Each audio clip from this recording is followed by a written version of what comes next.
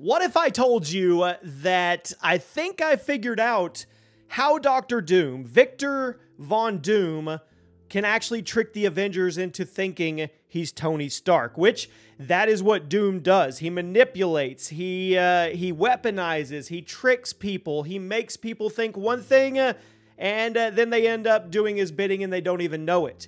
Now, I need you to stay with me, because this is going to be a roller coaster of thoughts coming straight out of my head, and I want you guys to follow with me and see what you think by the end of it. Welcome to the multiverse, everybody.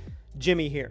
Me and my son Grady were doing our walk tonight, and I started thinking, and then my mind started racing. I started putting multiple theories together, and I came up with something pretty interesting that actually utilizes Robert Downey Jr. in his face as Victor Von Doom, and also Tony Stark. So, we have to kind of lay the groundwork in two different ways here. There is a theory out there that we've touched on the channel about the face-off theory, as in Victor Von Doom figures out a way to get into Tony Stark's body, and Tony Stark ends up in Victor Von Doom's original body, probably trapped away somewhere. And we're not going to go into that. If you want to go check out that video, I'll link it below. But just really quick, it's a what-if series, and Victor and Tony are college roommates instead of Victor and Reed, and he gets jealous and he overtakes Tony's body. And I put that with a theory that is floating around out there that involves anchor beings. Now, if you haven't seen Deadpool and Wolverine, spoiler alert, but you've probably seen this anyway, they introduced anchor being. And that is one individual. They don't state that it has to be a hero or a villain that stabilizes a timeline.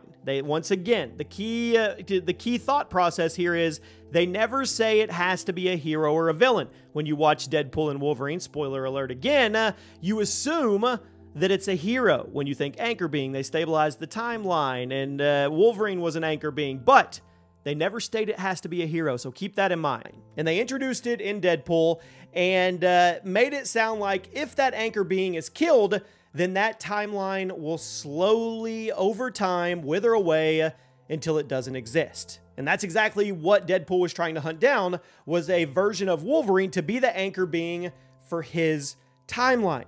Well, now that we have the anchor being in the MCU, this actually makes a lot of sense on how Dr. Doom could actually end up tricking the Avengers and getting everything he wants to lead up to Secret Wars in Battleworld. You have to put the two theories together, though. So let's run with the theory that in Fantastic Four, we are introduced to Victor Von Doom, but he has Tony Stark's face.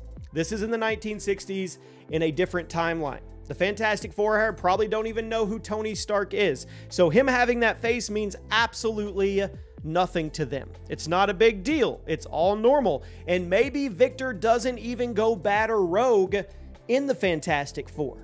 I was thinking when I was trying to put this together, this doesn't make sense. The timeline won't work. They have to really ramp up Victor Von Doom's story. And by the time we get to Avengers Doomsday, he's got to be kind of rocking and rolling with his ultimate plan.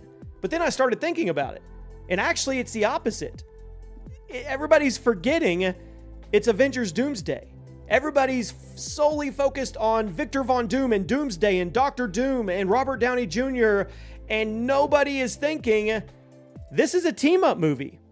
It's an Avengers movie. It's Avengers Doomsday. And when I started thinking about that, this actually makes sense. So I want you to stay with me and see what you think. So we go through the Fantastic Four. We meet Victor Von Doom. Maybe they're trying to work together with Reed and whatever they're doing. We know we're going to see how they get their powers, probably how Doom gets his base powers as well. And then depending on how it ends, there's a theory out there that somehow they end up in the Sacred Timeline. Somehow they end up in 616. So let's say that actually happens. Well, now let's assume that the 616 timeline's anchor being was Iron Man. And somehow the Avengers find this out, whether it be the core Avenger group, heck, it could be the trio of Spider-Man, who knows? I have a feeling we're going to see Garfield and Maguire back in Avengers Doomsday, to be honest with you. Of course, Tom Holland as well. But let's just say the Avengers find out about the anchor beings, and they find out about Deadpool and Wolverine, maybe through Deadpool himself, maybe through Wolverine themselves. Maybe they're going to be in this as well and be part of the Avengers. But they find out about it. And then they realize that their Tony Stark was the anchor being, and now they are charged with finding another one, just like Deadpool did, to replace him to keep 616 from dying out.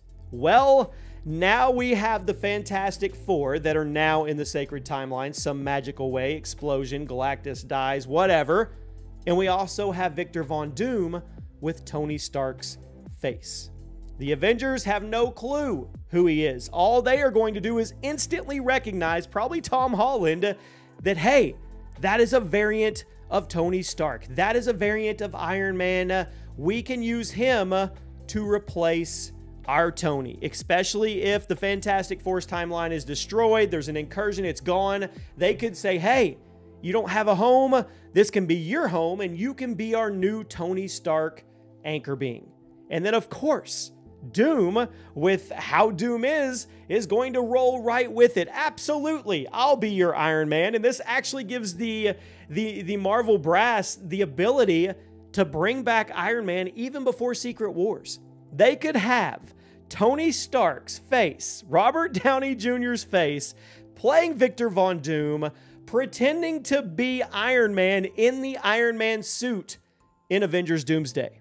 I know that's a lot to take in, and I know it's a mouthful, but these could happen. These could be moments that just are amazing moments on the big screen. Because if our Avengers are looking for an anchor being, and we're going to assume that Iron Man was that anchor being, and he's gone now, so they need a new one, and they see Doom with Tony's face, and they assume it's an Iron Man variant, and they bring him in as the anchor being, they give him all the trust, they empower him, and all of a sudden, Victor Von Doom with Tony Stark's face is the head of the Avengers again.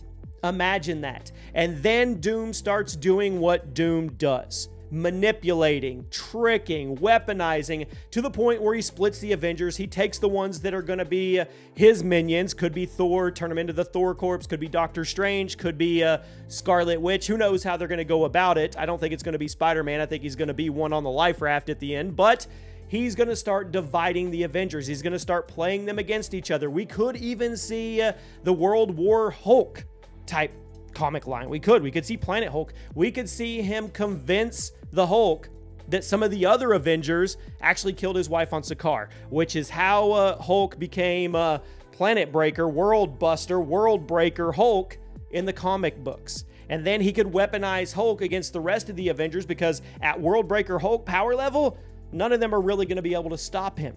And then it slowly turns into Doomsday. And by the end of Avengers Doomsday, once again, remember, it is an Avengers movie, so it is a giant team-up movie, and I don't think it's going to be out of the gate Act 1 Avengers versus Doom at all. I think it's actually going to be the opposite.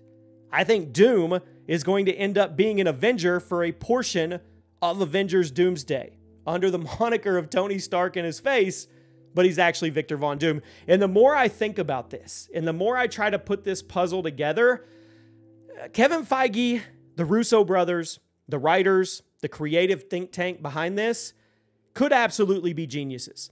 If they do this correctly, this could end up being such a roller coaster of a ride for emotions when it comes to us, the fan, as we go through this, like nothing we've ever gone through before. I truly, truly feel that way. And you know, they are going to utilize RDJ in every way possible. As Iron Man, as Doom, as both. Heck, who even knows what else? So that is it. Let me know what you think. In a nutshell, in a recap, Fantastic Four, Victor's there. He's not necessarily a true bad guy.